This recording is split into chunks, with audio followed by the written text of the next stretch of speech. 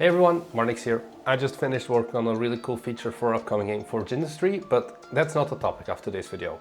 Today I want to talk a bit more about self-improvement and how you can use it to supercharge your game development. Now, I don't really like this environment, so let me bring you along.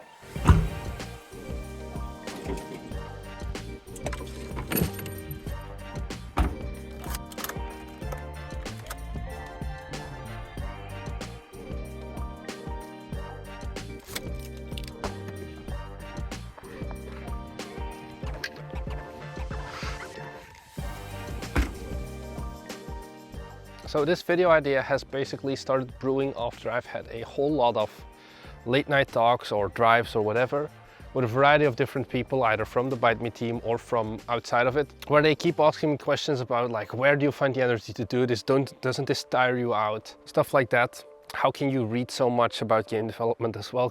I'm constantly busy with it even when I'm not active. Apologies, by the way, I'm recovering from being a bit sick, so I don't know, I may sound a bit stuffy. But I figured that instead of, for once sitting down for a video, I was going to go for a walk. So we're going to be walking to here. I'm on the island of Rhodes right now. And I wanted to take a little quick walk. And in the meantime, bring you guys along to talk a bit about my ideas regarding self-development, self-improvement, whatever, and game development.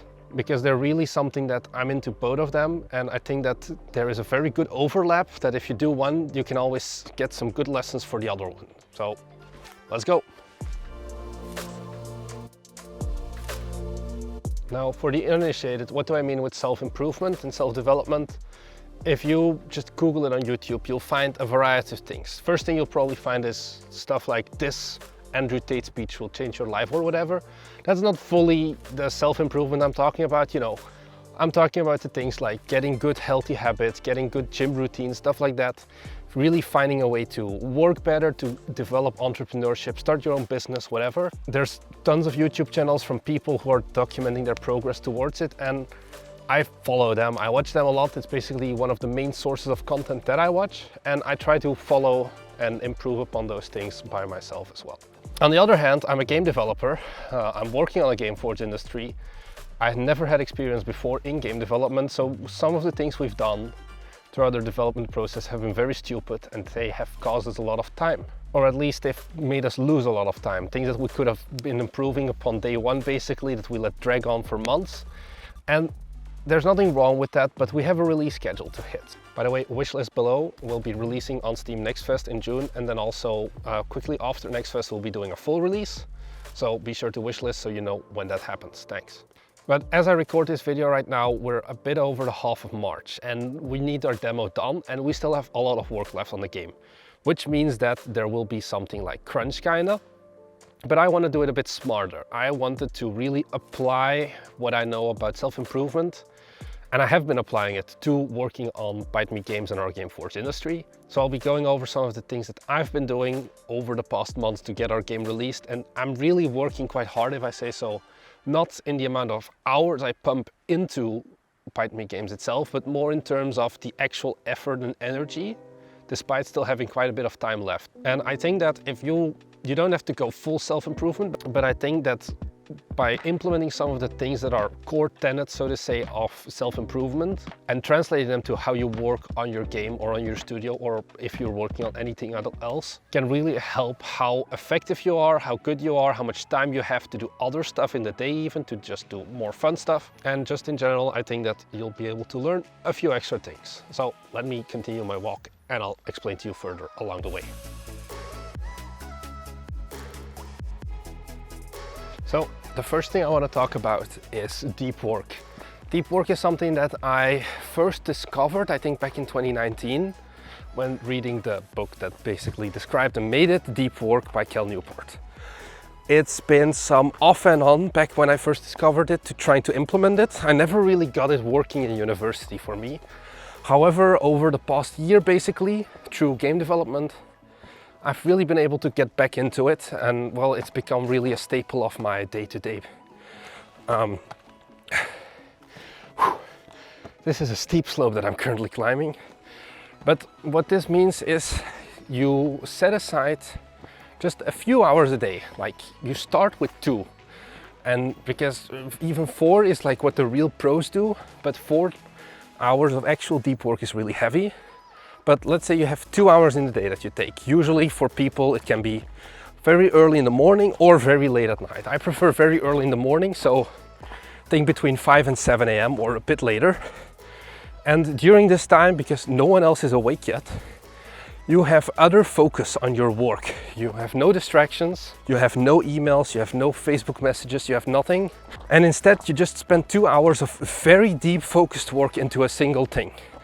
And it needs to be something that demands a lot of your brain power. I think a good example would be, for example, implementing a mechanic in your game.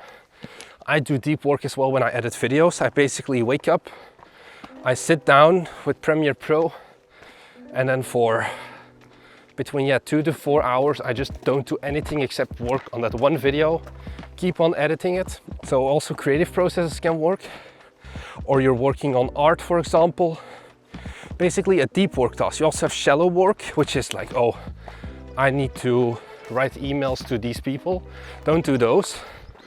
The point is you work those 2 to 4 hours and it'll kill you. Like it'll kill you in a way of your brain capacity. You'll be really exhausted by the end of it, but you'll have done more in those 2 hours than if you spend a full 8 hours on it during that day. Because if you do it like over a longer time span, your brain won't be able to focus for that long, so it'll keep trying to open YouTube and oh, let me look at this video and then I'll continue or whatever. And this way, that even though sometimes I only work maybe a few hours a day, I can still knock out a lot of issues. I wake up, I open our GitLab issue board and I look at an issue that I'm like, okay, this one I can probably finish in about 2 to 3 hours. Some other examples of what I've done is 3D modeling. So sometimes we have new buildings in the game, like for example our quarry. I'll pull up maybe some footage of that. That one was done in 1 2 hour deep work sprint, basically. And this way you still have the remaining of your day to do a variety of other tasks that you can still find important, but your main brain consuming task you do as early as possible and with as much focus as possible for the best result.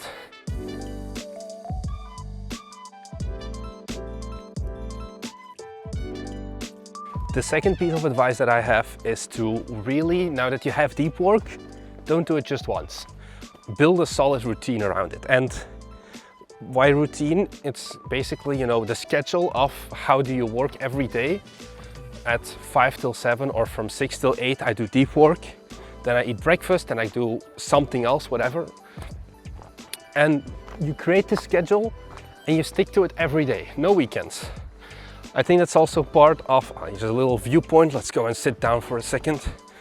Weekends are, I don't know who said it anymore, but somebody once said weekends are your superpower because everybody else is just chilling and partying whilst you are out there working. I don't know who said it, but I do agree with it. Hey, I don't get people, and I'm outing some of my team members here who work 9 to 5 or whatever, or who just work regularly on the weeks, wake up at like 7 a.m. and then it's weekend and bam, suddenly they're waking up at 11. I think you're really losing a lot of momentum by doing that, and by just having that solid schedule of every day I wake up at the same time, every day I do the exact same thing, or not the exact same thing, but you're working at the same hour. You have that routine of I do this at this hour, I go to the gym at this hour on these days. You really make it a lot easier for yourself to keep working on longer periods of time because it just becomes your new normal. If you just had another weekend where you've been playing until 4 a.m. on some video games or whatever, and then Monday rolls around, you're not gonna wanna work on Monday. You're just gonna wanna keep lying in bed and wallow and watch YouTube videos about why you're not productive. What I would suggest you is to basically just plan out how does my perfect day look. So for me, it's something like, okay, from 5 till 8, I wake up and I do deep work and I go and have breakfast. Then I go to the gym, I go back and I make the thumbnails. Usually I separate making thumbnails from making the video edits because that's a bit lighter and it's more shallow tasks for me if we go back to the deep work. And you know, it keeps going on. I go and I have lunch, I go out in something, do something in the afternoon, I work some more. Stuff like that, and you just stick to it. You stick to it for a few months. It doesn't sound great, or at least right now you're probably thinking like, what do you mean a few months? What if something happens? Well, you can still like have some days where you don't stick to the schedule, but this is your ideal day. If you don't know what to do, you can just look at the schedule and be like, oh, right now it's 3 p.m. I should be working on some pixel art for my game or whatever. Let me go and do that, instead of just hanging around the house and being like, I don't really know what to do. I have so much stuff to do. Basically, the routine dictates and your schedule dictates what you'll be working on.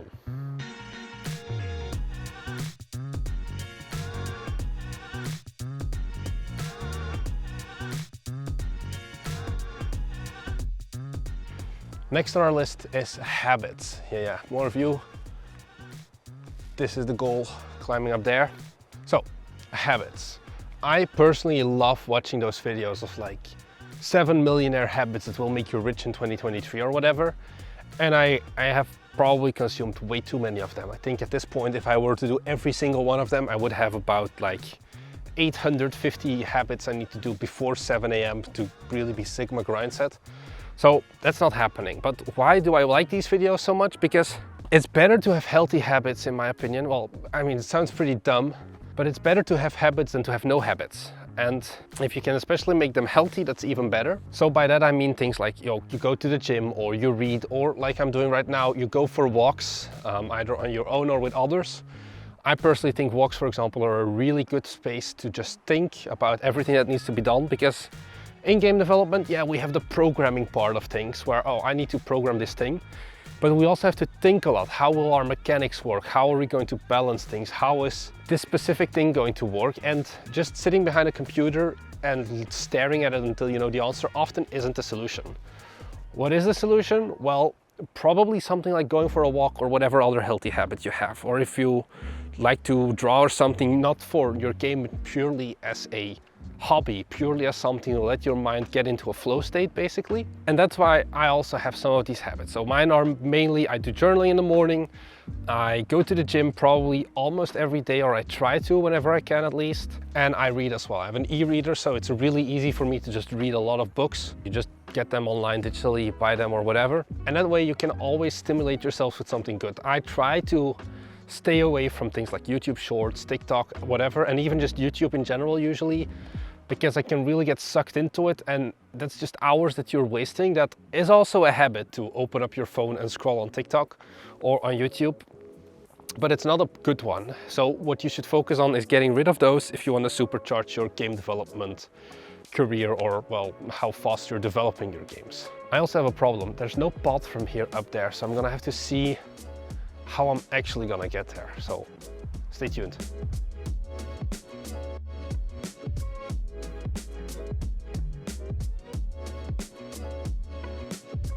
Ask one of the locals. There's no way to get up that mountain, unfortunately, but there was this one other viewpoint that I'm currently walking to. So, last point that I want to say about self-development and game development, and this is not a habit or whatever you need to do, but I think what we have with self-development, the people who are onto it, is that they know they're onto it, and they're constantly trying for ways to improve.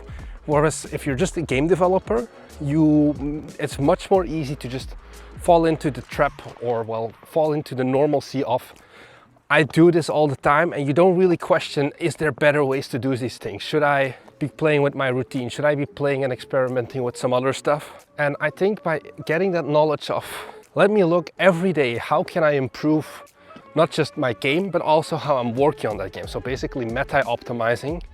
You can really optimize how quickly your game is made, how consistently you can work on your game, and how much fun you're having on it. If you're not working optimized and you're just wasting hours clicking away on whatever interface, or you're really not really writing good code, stuff like that can really dampen the fun for you. Whereas if you can actually spend time doing the fun stuff, programming the new cool mechanics and stuff, instead of just having to write if statements for 15 years, it's a lot more fun, and then you get that spiral of, oh, it's more fun to work on, so it's also more fun to keep doing for longer and longer and longer, and that is in the end what you need if you want to make this a career. So, where has this video gone down to? Well, I'm not fully sure either. Honestly, if you stuck around until now, thank you. I'll be honest with you. Because I was sick the past few days, I was kind of running out of videos I had to edit, and I really needed to record one like today, or I wasn't gonna hit the upload schedule anymore. So I hope you still found some value. I think core takeaway, get into a bit of self-improvement. Try to improve who you are. try to improve how you're working on your game, and by doing those things, your game will become better to make, it'll become a better product, you'll make it faster, all of those magical things. Don't spend too many videos on getting into self-improvement. It's really simple. Start doing deep work. If that's the main takeaway, do 2 hours of deep work where you have a goal. Ideally, you plan the goal before the end of the previous day so that when you wake up, you immediately know what to do. Second up, create a routine and stick to that routine for as long as you can. Don't have separate weekends, just have every day the same. You can of course do different stuff on the weekends a bit, if like you're hanging out with friends and whatever, that's fine. But always wake up on the same time and have those deep work sessions at the same time as well. Try to get as many good habits as possible. Maybe you don't have as beautiful of an environment as I'm currently in. Don't worry, just go for walks still. If you're ever stuck on something, you need to think about something, walks do wonders. And then lastly, just keep developing a bit as a game on your own. Try to develop how you develop basically, and really influence how quickly, how much fun am I having when making these videos. Man, that's a long outro. I'm gonna cut it short here. Wishlist our game, link in the description. We also make game dev related content 2 times a week. If that's something that you're interested in and you're new here, be sure to subscribe down below. Don't dislike, give us a like instead. And if you have anything else you want to share with us, leave it in the comments. I love to interact with you guys. With that said, I now have to walk all the way back to the car. So thanks for watching and I'll see you later.